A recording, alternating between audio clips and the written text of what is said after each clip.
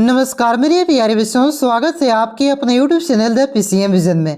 प्यारे बच्चों, आज के इस वीडियो के माध्यम से हम लोग क्लास 12 हिंदी इलेक्टिव के मोस्ट VVI 30 वायरल MCQ प्रश्नों को डिस्कस करेंगे, जो कि आज के बोर्ड एग्जाम में आने के ज़्यादा से ज़्यादा चांसेस हैं। तो वीडियो पे आप लोग अंत तक बने रहें और इस चैनल पे पहली बार आएँ तो इस चैनल को सब्सक्राइब करके बेल आइकन को प्रेस जरूर कर लीजिएगा। तो चलिए शुरू करते हैं और एक एक करके सारे क्वेश्चन को डिस्कस करते हुए चलते हैं। तो देखिए बच्चों, पहला क्वेश्चन आपका क्या है कि हिंदी निबंध का उत्कर्ष काल है। तो हिंदी निबंध का उत्कर्ष काल आपका शुक्ल युग है। ऑप्शन नंबर सी इसका करेक्ट आंसर होगा, शुक्ल युग। उसके बाद देखिए अगला क्वेश्चन आपका क्या है कि प्रेम घन की छाया स्मृति किस विधा की रचना है। तो प्रेम घन की छाया स्मृति ये आपका सूचनात्मक निबंध है। ऑप्शन नंबर सी इसका करेक्ट आंसर होगा। उसके बाद अगला क्वेश्चन आपका क्या है कि निबंध लेखन में प्रारंभ भाग को क्या कहते हैं। तो निबंध लेखन के प्रारंभ भाग को आपका प्रस्तावना कहा जाता है। ऑप्शन नंबर ये इसका करेक्ट आंसर होगा, प्रस्तावना।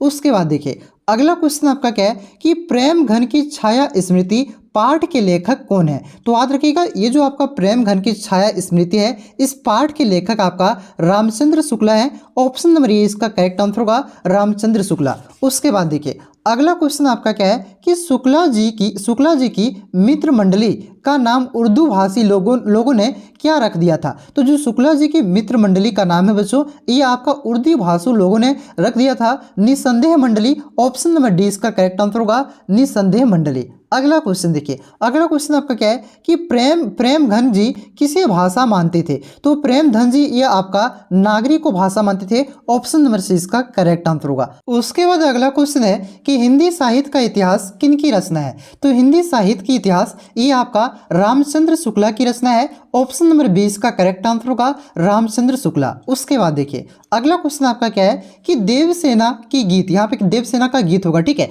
देवसेना का गीत के रचनाकार हैं। तो देवसेना के गीत के रचनाकार कौन है। तो ये आपका जयशंकर प्रसाद है। ऑप्शन नंबर 20 का करेक्ट आंसर होगा, जयशंकर प्रसाद। अगला क्वेश्चन देखिए आपका क्या है कि देवसेना का गीत निम्न में से किस, यहाँ पे नाटक होगा, ठीक है, निम्न में से किस नाटक से संबंधित है। तो याद रखिएगा देवसेना का गीत, ये जो आपका गीत है बच्चों, ये आपका स्कंदगुप्त नाटक से संबंधित है। ऑप्शन नंबर सी इसका करेक्ट आंसर होगा, स्कंदगुप्त नाटक। देखिए इससे से रिलेटेड क्वेश्चन पूछ सकता है कि कार्नेलिया का गीत किससे संबंधित है अथवा यह किस नाटक से लिया गया है। तो याद रखिएगा कार्नेलिया का गीत आपका चंद्रगुप्त से, ठीक है। उसके बाद देखिए अगला क्वेश्चन आपका क्या है कि वेदना शब्द का अर्थ क्या होगा। तो वेदना शब्द का अर्थ होता है पीड़ा। ऑप्शन नंबर ए इसका करेक्ट आंसर होगा, पीड़ा। अगला क्वेश्चन आपका क्या है कि कार्नेलिया कौन थी। तो कार्नेलिया ये आपका सेल्यूकस निकोटर की पुत्री थी। और सेल्यूकस कौन था। तो ये आपका सिकंदर का सेनापति था, ध्यान रखिएगा। तो इस क्वेश्चन का करेक्ट आंसर होगा ऑप्शन नंबर सी।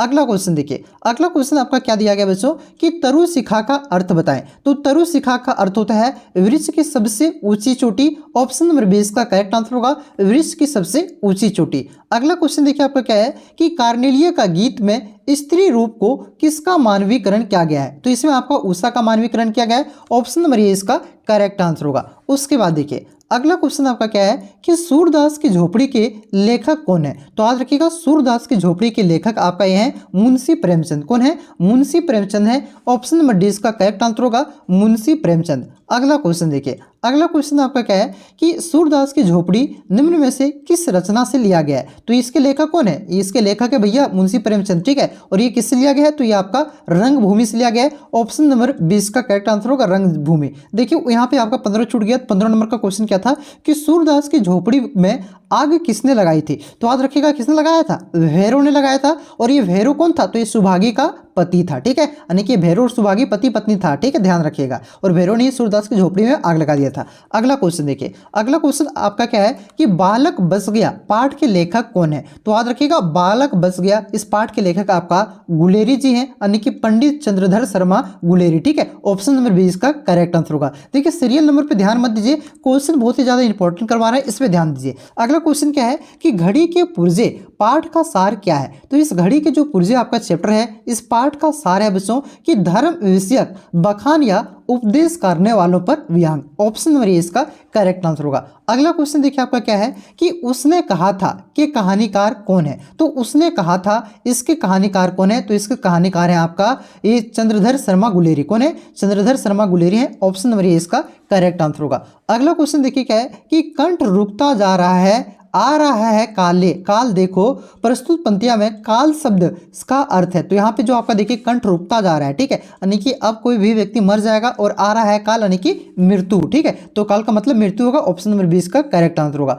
अगला क्वेश्चन क्या है कि सरोज स्मृति नामक संस्मरण गीत के रचनाकार कौन थे? तो इसके रचनाकार आपका सूर्यकांत त्रिपाठी निराला है। ऑप्शन नंबर 20 का करेक्ट आंसर होगा सूर्यकांत त्रिपाठी निराला। उसके बाद देखिए अगला क्वेश्चन आपका क्या है बच्चों कि सरोज स्मृति कविता है, तो ये किस प्रकार की कविता है? तो ये आपका एक शोक गीत है। ऑप्शन नंबर 20 का करेक्ट आंसर होगा शोक गीत। उसके बाद देखिए अगला क्वेश्चन आपका क्या दिया गया बच्चों, देखिए अगला क्वेश्चन आपका है कि सरोज का शैशव कहाँ बीता था? तो सरोज का जो शैशव है बच्चों ये उसके ननिहाल में बीता था। ऑप्शन नंबर 20 का करेक्ट आंसर होगा अपने ननिहाल में। उसके बाद देखिए अगला क्वेश्चन आपका क्या दिया गया है यहाँ पे देखिए कि निराला अपने हाथों से किसका तर्पण करना चाहता है? तो वो अपने हाथों से अपने बेटी का तर्पण करना चाहता है। ऑप्शन नंबर 20 का करेक्ट आंसर होगा अपने बेटी का। अगला क्वेश्चन देखिए आपका क्या है कि सच्चिदानंद हीरानंद वात्स्यायन अज्ञेय जी का जन्म कब और कहाँ हुआ था? तो इसका जन्म हुआ था आपका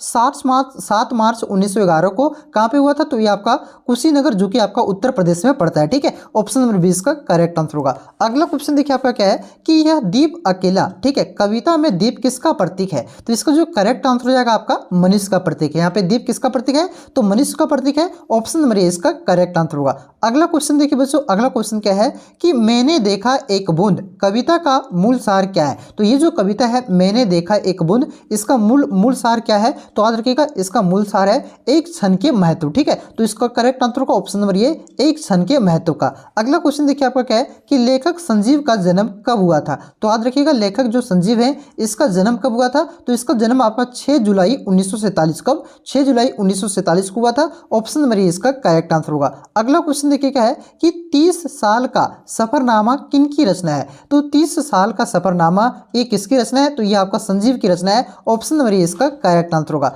अगला क्वेश्चन देखिए आपका क्या है कि निम्न में से कौन आरोहण के प्रमुख पात्र नहीं है? तो भूप सिंह भी उसका पात्र है, रूपा सिंह भी है, शैला भी है। तो इसका जो करेक्ट आंसर हो जाएगा बच्चों ये हो जाएगा आपका ऑप्शन नंबर डी। यहाँ पे नहीं दिया, छूट गया है, ठीक है। तो ऑप्शन नंबर डी में यहाँ पे कुछ और होना चाहिए था, ठीक है। मान लीजिए संजीव था तो संजीव टिक लगा दीजिएगा। याद रखिएगा पहली बात ये आप लोग याद रखिएगा कि जो आपका आरोहण इसका मुख्य पात्र कौन कौन है? भूप सिंह भी है, रूप सिंह भी है और शैला भी है। तो कुछ भी आ जाए वही नहीं है, ठीक है। चलिए अगला क्वेश्चन देखिए आपका क्या दिया गया है कि समाचार लेखन की सबसे पुरानी सबसे उपयोगी और लोकप्रिय शैली कौन सी है? तो समाचार लेखन की सबसे उपयोगी और लोकप्रिय शैली है आपका उल्टा पिरामिड शैली। क्या है? तो याद रखिएगा उल्टा पिरामिड शैली है। ऑप्शन नंबर डी इसका करेक्ट आंसर हो जाएगा। अगला क्वेश्चन देखिए आपका क्या दिया गया बच्चों कि पत्रकार कितने प्रकार के होते हैं? तो पत्रकार आपका 3 प्रकार के होते हैं। कौन कौन सा होते हैं? तो याद रख सकते हैं आपका पूर्णकालिक पत्रकार होता है, अंशकालिक पत्रकार होता है, फ्रीलांसर पत्रकार होता है, ठीक है। ध्यान रखिएगा तीनों। ऑप्शन नंबर सी का करेक्ट आंसर होगा। तो यहाँ 30 जो आपका वीकली टेस्ट का वेरी इंपॉर्टेंट क्वेश्चन था बच्चों